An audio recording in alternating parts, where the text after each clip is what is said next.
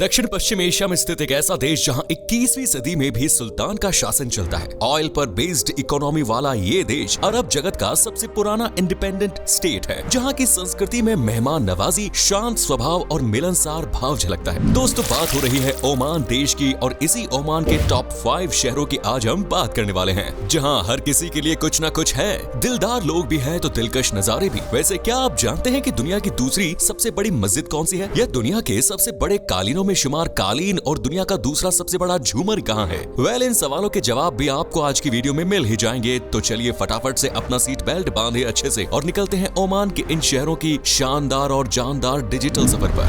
Muscat, Oman की राजधानी और सबसे बड़ा शहर मस्कट, जहाँ प्राचीन इतिहास और आधुनिक विकास एक साथ देखने को मिलता है।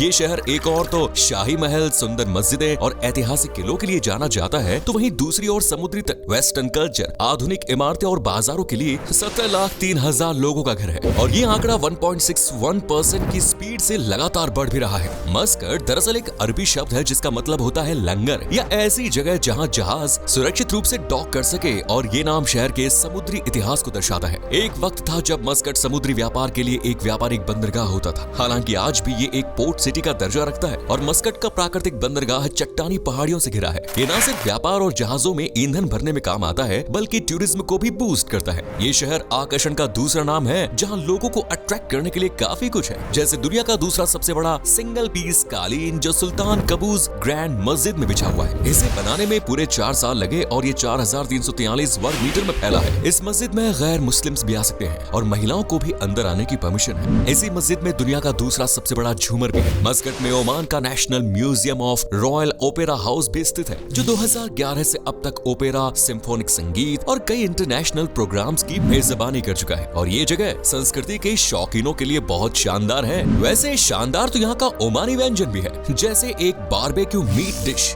जैसे शुवा, जो पूरे शहर में खास पसंद की जाती है। यहाँ मुख्य रूप से अरबी बोली जाती है, लेकिन अंग्रेजी और कुछ भारतीय भाषाएं भी लोगों की जुबान पर चढ़ी हुई है। शहर में इस्लाम मेन धर्म है, तो ईद उल फितर, ईद उल अजहा और मावलीद जैसे त्योहारों की धूम देखने को मिलती है। वहीं संस्कृति में वेस्टर्न कल्चर की छाप भी नजर आती है, खासकर शॉपिंग मॉल्स, रेस्टोरेंट्स और बार्स में, जहाँ लोग टेंशन को उतार कर जिंदगी एंजॉय करने के लिए पहुँचते हैं। लेकिन कल्चर भले ही वेस्टर्न हो, पर परंपराओं और रीति रिवाजों का पालन करने के मामले में मस्कट कभी ढिलाई नहीं करता। वैसे दोस्तों, शहर के ऐतिहासिक किलों के बिना मस्कट का इंट्रोडक्शन अधूरा है। 16वीं सदी में बना अल जलाली किला टूरिज्म के नजरिए से हेरिटेज म्यूजियम में कन्वर्ट कर दिया गया है। वहीं अल मिरानी किला एक पुर्तगाली किला है और ये मस्कट के बंदरगाह की रक्षा करने के लिए बनाया गया था। Next is निज़वा। लिस्ट में दूसरे नंबर पर है निज़वा, ओमान का खासम खास शहर जिसकी गिनती देश के बड़े शहरों में होती है।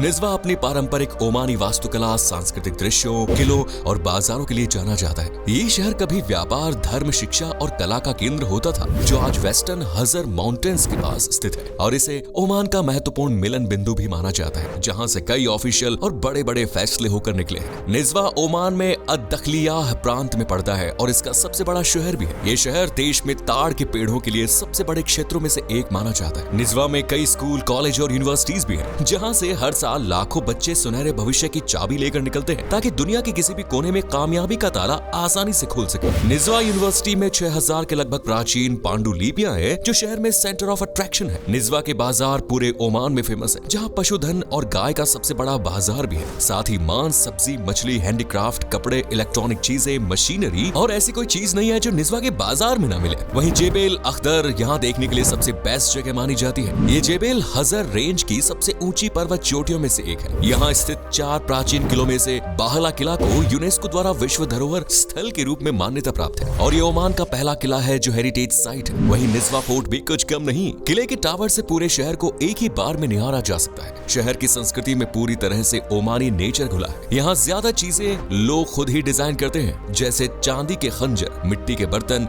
गलीचे, कालीन, लकड़ी के बक्से और किले की प्रतिकृतियां भी। तभी तो निज़वा के लोगों को काफी टैलेंटेड खिलाड़ी माना जाता है। नेक्स्ट इज सोहर। ओमान का तीसरा सबसे बेस्ट कूल एंड काम शहर है सोहर, जो अपने औद्योगिक महत्व के लिए देश में खास जगह रखता है। सोहर औद्योगिक पोर्ट ओमान की अर्थव्यवस्था का महत्वपूर्ण हिस्सा है, जहां साल भर देश और दुनिया के अलग अलग कोनों में आमानी चीजें भेजी जाती है और विदेशी चीजें मंगवाई जाती है। शायद ही आपको पता हो, लेकिन सोहन ओमान की प्राचीन राजधानी है और प्राचीन समय में ये ओमान की खाड़ी एक महत्वपूर्ण बंदरगाह शहर के रूप में काम करता था। 2010 में हुई जनगणना के अनुसार सोहर 14 लाख 6 से भी ज्यादा लोगों का घर है। बहुत कम लोग जानते हैं, लेकिन ऐतिहासिक रूप से सोहर को माजून के नाम से जाना जाता था। 2000 के दशक के दौरान सोहर औद्योगिक बंदरगाह के विकास ने इसे एक पहचान दी जो आज भी बरकरार है। सोहर को अल बातिना नॉर्थ गवर्नमेंट की राजधानी और सबसे बड़े शहर का दर्जा भी दिया गया। साथ ही इसे पार्कों का घर भी कहा जाता है, क्योंकि सोहर पार्क, सिल्वर जुबली पार्क जैसे मेन पार्क्स के अलावा यहाँ कॉर्निश पार्क, अलुवेनत पार्क जैसे ढेरों पार्क हैं, जिनमें आप गंदगी का नामो निशान भी नहीं देख पाएंगे, क्योंकि शहर में लोगों का सफाई पर पूरा भरोसा है और ये एक ऐसी चीज है जिसमें कॉम्प्रोमाइज उन्हें बिल्कुल पसंद नहीं। सोहर की सेंटर ऑफ अट्रैक्शन है सुल्तान कबूस ग्रैंड मस्जिद, जिसे प्रमुख धार्मिक स्थल माना जाता है। इसके बाद खाड़ी के तट पर सुंदर ढंग में स्थित सोहर कॉर्निश, जो एक शांत, मनोरम और सुकून भरी जगह है। इसी तरह सोहर किला, सोहर गेट और सोहर रॉयल गार्डन भी है, जिसे देखने के लिए लाखों लोग पहुंचते हैं। इस शहर की सबसे बड़ी खासियत है यहाँ का मौसम। सोहर में बारिश नाम मात्र के लिए होती है, इसीलिए यहाँ दो ही मौसमों को कंसीडर किया जाता है, पहला गर्मी और दूसरा सर्दी।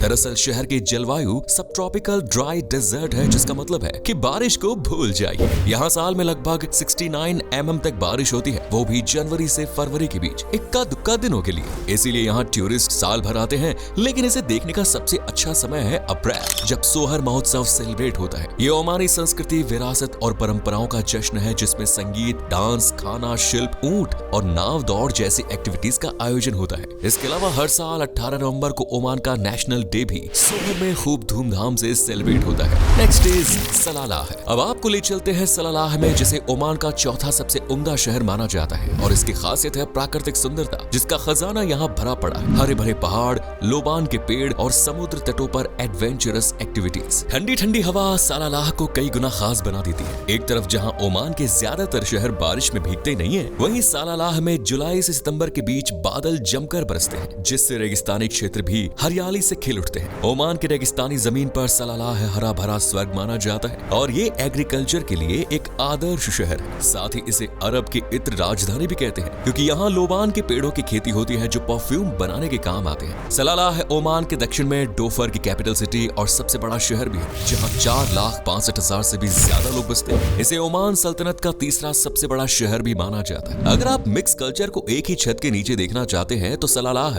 इसका सबसे बड़ा एग्जाम्पल है, क्योंकि शहर में अरबी लोगों के अलावा भारत, पाकिस्तान, बांग्लादेश और फिलीपींस जैसे तमाम देशों से आने वाले लोग बसे। इस्लाम तो यहाँ का मूल धर्म है ही, साथ में हिंदू, ईसाई, बौद्ध और सिखों की आबादी भी अच्छी खासी। अरबी शहर की ऑफिशियल लैंग्वेज भले ही है, लेकिन बोलने में अंग्रेजी, उर्दू, हिंदी, रोमानियाई और सोमाली जैसी लैंग्वेज का इस्तेमाल ज्यादा किया जाता है। सलालाह को जो खास बनाता है वो है अल्फ हफ्फा सूक, जो कि एक प्राचीन बाजार है, जहाँ आप कई तरह के लोबान देख सकते हैं और खरीद भी सकते हैं। वहीं कसर अल होसन की वास्तुकला देखकर तो लोग गदगद हो जाते हैं। इसकी बाहरी खूबसूरती ही लोगों को अपनी ओर अट्रैक्ट करती है। सलालाह में दोस्तों लोगों का नेचर अपनों की याद दिला देता है। इनके चेहरे की मुस्कान और आंखों में आओ भगत वाला जज्बा देख कोई भी इनसे दोस्ती करने को मजबूर हो सकता है। कहते हैं कि सलालाह के लोग साफ दिल होते हैं, जो बोलना होता है मुंह पर बोलते हैं, चाहे आपकी कमी हो या गुण। इसलिए हो सकता है कि कुछ लोगों को ये नापसंद हो, पर दिल खुश लोगों को ये हमेशा पसंद आते हैं। Next is sieve. दोस्तों पांचवा और आज की लिस्ट में ओमान का आखिरी बेस्ट शहर है सीब, जिसका नाम हो सकता है आप में से ज्यादातर लोगों ने पहली बार सुना।